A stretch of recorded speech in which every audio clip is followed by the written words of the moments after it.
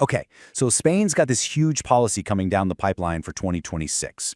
On the surface, it looks like it's all about immigration regularization. But if you look a little closer, what you'll find is something else entirely. It's a really smart, powerful economic strategy, one that's designed to reshape the country's whole future. So this really brings us to the core question, right? How can a policy take a workforce that's essentially hidden and turn it into a national economic engine? I mean, how do you unlock all that potential to fire up growth and tackle some really serious national problems? Well, that's exactly what we're going to break down. All right, to really understand the solution here, you first have to get a handle on the problem. What was forcing Spain's hand? This policy wasn't just some random idea they came up with. Nope, it was an absolutely necessary response to some pretty intense economic and demographic pressures that, frankly, the country just couldn't ignore anymore. So here's the heart of the issue, plain and simple. Just like a lot of other European countries, Spain's population is getting older, and that creates a real double whammy. You've got fewer people in their prime working years, and at the same time, more people who need social support. This massive demographic shift is creating some serious gaps in the labor force. And look, this isn't just some abstract theory you'd read about in an economics textbook. No way.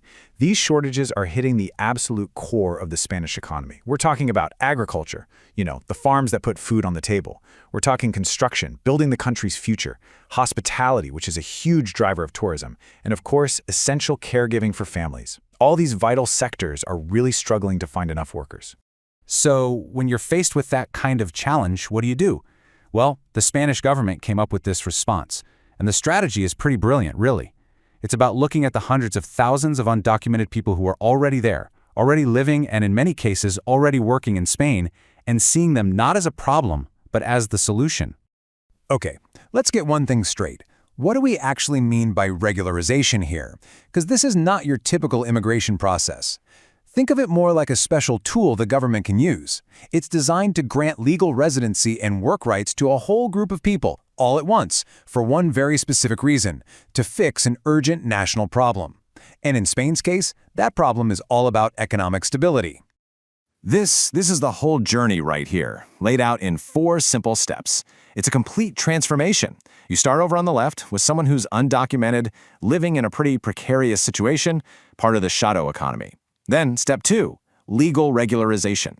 This is the game changer. It's like a key that unlocks the door to the formal economy, which leads to step 3, formal employment, with all the labor rights and protections that come with it. And finally, the big one, step 4. That person becomes a full contributor to the economy, paying taxes, pitching into Social Security. It's literally a path from the shadows into the system. So that's the journey for one person.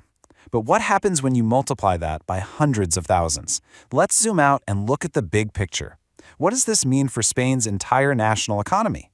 Well, as you can probably guess, the potential payoff is absolutely huge. And what's so fascinating here is how all these benefits are linked together. It's like a chain reaction. You bring workers out of the informal market and boom, tax revenue goes up.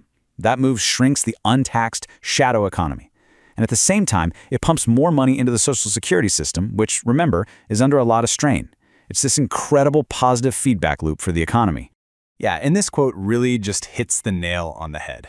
The whole argument here isn't about charity. It's about a smart, mutually beneficial deal. An economic transaction, really. Spain provides legal status and rights, and in return, this new workforce helps solve some of the country's biggest economic headaches. It's a classic win-win. All right, we've been talking macro, the big national picture. But now, let's zoom right in. Let's look at how this policy is like a targeted solution for those specific industries we talked about, the ones that are really feeling the pain from these labor shortages. This contrast here is just so important to get. Over on one side, you have the informal market. What do you get there? A high risk of exploitation for the worker, zero tax contribution for the government, and wages that are often pushed way down. But now, you move that same person over to the formal market, and the whole picture flips. The worker gets legal protection and access to better jobs, and the country, it gets a brand new taxpayer funding Social Security. The whole dynamic just changes. So let's talk about construction and hospitality for a second. I mean, these are absolute pillars of the Spanish economy. They've been crying out for a stable, reliable, and importantly, legal workforce. This regularization plan delivers exactly that. It lets businesses finally hire the people they desperately need without all the risks that come with the informal market. And it's the exact same story for agriculture and caregiving. You know, these aren't just industries. They're the absolute backbone of daily life in Spain. By making the workforce formal, the policy helps make sure these incredibly essential jobs get filled by people who have legal protections and are also paying into the system that supports everyone. So let's pull all of this together now. What does this strategy really tell us about where Spain is headed? Well, it signals a major shift, a shift towards a really pragmatic, head-on approach to tackling this demographic and labor crisis. They're not kicking the can down the road anymore. So if there's one thing to take away from all this, it's this. The 2026 regularization isn't really about immigration status. It's a strategic economic move, a really smart one. It's about turning an informal labor pool into a taxable asset. It's about providing a targeted solution for industries that are desperate for help. And ultimately, it's about creating a much more stable and productive workforce for the whole country. And all this leaves us with a really fascinating question to think about. You know, as more and more developed countries face these same kinds of demographic problems, could this be the new frontier for economic growth? This idea of looking inward, of integrating the populations you already have? It's a huge question, and it's one Spain is basically betting its economic future on.